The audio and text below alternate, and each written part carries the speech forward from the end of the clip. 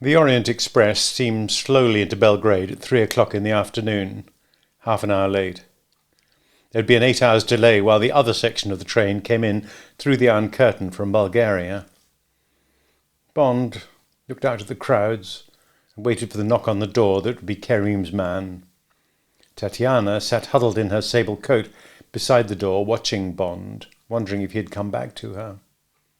She'd seen it all from the window, the long wicker baskets being brought out to the train, the flash of the police photographer's bulbs, gesticulating chef de train trying to hurry up the formalities, and the tall figure of James Bond, straight and hard and cold as a butcher's knife, coming and going. Bond had come back and had sat looking at her. He'd asked sharp, brutal questions. She had fought desperately back, sticking coldly to her story, knowing that now, if she told him everything, told him, for instance, that Smersh was involved, she would certainly lose him forever. Now she sat and was afraid of the web in which she was caught, afraid of what might have been behind the lies she'd been told in Moscow. Above all, afraid that she might lose this man who had suddenly become the light of her life. There was a knock on the door. Bond got up and opened it. A tough, cheerful, India-rubbery man with Kerim's blue eyes and a mop of tangled fair hair above a brown face exploded into the compartment. "Stefan Trempo at your service." The big smile embraced them both. "They call me Tempo. Where is the chef?" "Sit down," said Bond. He thought to himself, "I know it. This is another of Darko's sons." The man looked sharply at them both. He sat down carefully between them. His face was extinguished. Now the bright eyes stared at Bond with a terrible intensity in which there was fear and suspicion. His right hand slipped casually into the pocket of his coat. When Bond had finished, the man stood up. He didn't ask any questions. He said, "Thank you, sir. Will you come, please? We'll go to my apartment. There is much to be done." He walked into the corridor and stood with his back to them, looking out across the rails. When the girl came out, he walked down the corridor without looking back. Bond followed the girl, carrying the heavy bag and his little attaché case. They walked down the platform and into the station square. It had started to drizzle. The scene, with its sprinkling of battered taxis and vista of dull modern buildings, was depressing. The man opened the rear door of a shabby Morris Oxford saloon. He got in front and took the wheel. They bumped their way over the cobbles and onto a slippery tarmac boulevard and drove for a quarter of an hour through wide, empty streets. They saw few pedestrians and not more than a handful of other cars. They stopped halfway down a cobbled side street. Tempo led them through a wide apartment house door and up 2 flights of stairs that had the smell of the Balkans, the smell of very old sweat and cigarette smoke and cabbage. He unlocked a door and showed them into a 2-roomed flat with a nondescript furniture and heavy red plush curtains drawn back to show the blank windows on the other side of the street. On a sideboard stood a tray with several unopened bottles, glasses and plates of fruit and biscuits, the welcome to Darko and to Darko's friends. Tempo waved vaguely towards the drinks. "Please, sir, make yourself and madame at home. There is a bathroom. No doubt you would both like to have a bath. If you'll excuse me, I must telephone." The hard facade of the face was about to crumble. The man went quickly into the bedroom and shut the door behind him. There followed 2 empty hours during which Bond sat and looked out of the window at the wall opposite. From time to time he got up and paced to and fro and then sat down again. For the first hour Tatiana sat and pretended to look through a pile of magazines. Then she abruptly went into the bathroom and Bond vaguely heard water gushing into the bath. At about 6 o'clock Tempo came out of the bedroom. He told Bond that he was going out. "There is food in the kitchen. I will return at 9 and take you to the train. Please treat my flat as your own." Without waiting for Bond's reply, he walked out and softly shut the door. Bond heard his foot on the stairs and the click of the front door and the self-starter of the Morris. Bond went into the bedroom and sat on the bed and picked up the telephone and talked in German to the long-distance exchange. Half an hour later there was the quiet voice of M. Bond spoke as a travelling salesman would speak to the managing director of Universal Export. He said that his partner had gone very sick. Were there any fresh instructions? Very sick? Yes, sir, very. How about the other firm? There were 3 with us, sir. One of them caught the same thing. The other 2 didn't feel well on the way out of Turkey. They left us at Udzinco-Pru. That's the frontier. So the other firm's packed up? Bond could see M's face as he sifted the information. He wondered if the fan was slowly revolving in the ceiling, if M had a pipe in his hand, if the Chief of Staff was listening on the other wire. What are your ideas? Would you and your wife like to take another way home? I'd rather you decided, sir. My wife's all right. The sample's in good condition. I don't see why it should deteriorate. I'm still keen to finish the trip. Otherwise I'll remain virgin territory, and we shan't know what the possibilities are. Would you like one of our other salesmen to give you a hand? Shouldn't be necessary, sir, just as you feel, though. I'll think about it. So you really want to see this sales campaign through? Bond could see M's eyes glittering with the same perverse curiosity, the same rage to know as he himself felt. Yes, sir. Now that I'm halfway, it seems a pity not to cover the whole route. All right, then. I'll think about giving you another salesman to lend a hand. There was a pause at the end of the line. Nothing else on your mind? No, sir. Goodbye, then. Goodbye, sir. Bond put down the receiver. He sat and looked at it. He suddenly wished he had agreed with M's suggestion to give him reinforcements, just in case. He got up from the bed. At least they'd soon be out of these damn Balkans and down into Italy, then Switzerland, France, among friendly people, away from the furtive lands. And the girl, what about her? Could he blame her for the death of Karim? Bond went into the next room and stood again by the window, looking out, wondering, going back over everything, every expression and every gesture she had made since he had first heard her voice on that night in the Crystal Palace. No, he knew he couldn't put the blame on her. If she was an agent, she was an unconscious agent. There wasn't a girl in the world of her age who could have played this role, if it was a role she was playing, without betraying herself. And he liked her, and he had faith in his instincts. Besides, with the death of Karim, had not the plot, whatever it was, played itself out? One day he'd find out what the plot had been.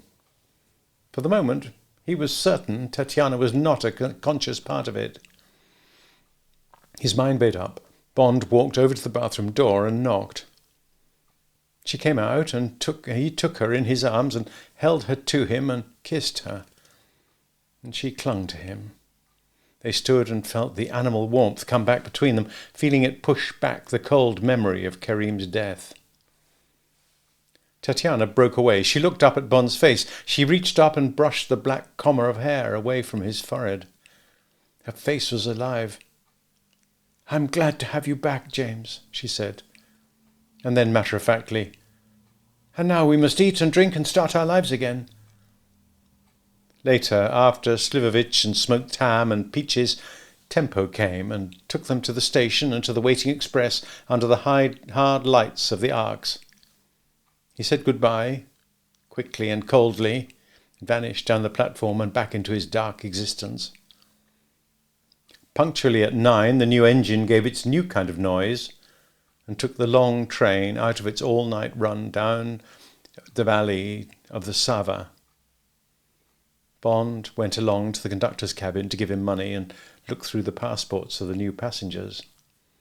Bond knew most of the signs to look for in forged passports: the blurred writing, the too exact imprints of the rubber stamps, the trace of old gum round the edges of the photograph, the slight transparencies on the pages where the fibres of the paper had been tampered with to alter a letter or a number. But the 5 new passports, 3 American and 2 Swiss, seemed innocent. The Swiss papers, favourites with the Russian forgers, belonged to a husband and wife, both over 70, and Bond finally passed them and went back to the compartment and prepared for another night with Tatiana's head on his lap. Vinkovci came, and Brod, and then against a flaming dawn the ugly sprawl of Zagreb. The train came to a stop between lines of rusting locomotives captured from the Germans and still standing forlornly among the grass and weeds on the sidings. Bond read the plate on one of them. Berliner Maschinenbau Gumba, as they slid out through the iron cemetery. Its long black barrel had been raked with machine gun bullets. Bond heard the scream of the dive bomber and saw the upflung arms of the driver. For a moment he thought nostalgically and unreasonably of the excitement and turmoil of the hot war, compared with his own underground skirmishings since the war had turned cold. They hammered into the mountains of Slovenia, where the apple trees and the chalets were almost Austrian. The train laboured its way through Ljubljana. The girl awoke. They had breakfast of fried eggs and hard brown bread and coffee that was mostly chicory. The restaurant car was full of cheerful English and American tourists from the Adriatic coast, and Bond thought with a lift of the heart that by the afternoon they'd be over the frontier into Western Europe, and that a third dangerous night was gone. He slept until Cezana. The hard-faced Yugoslav plainclothesmen came on board.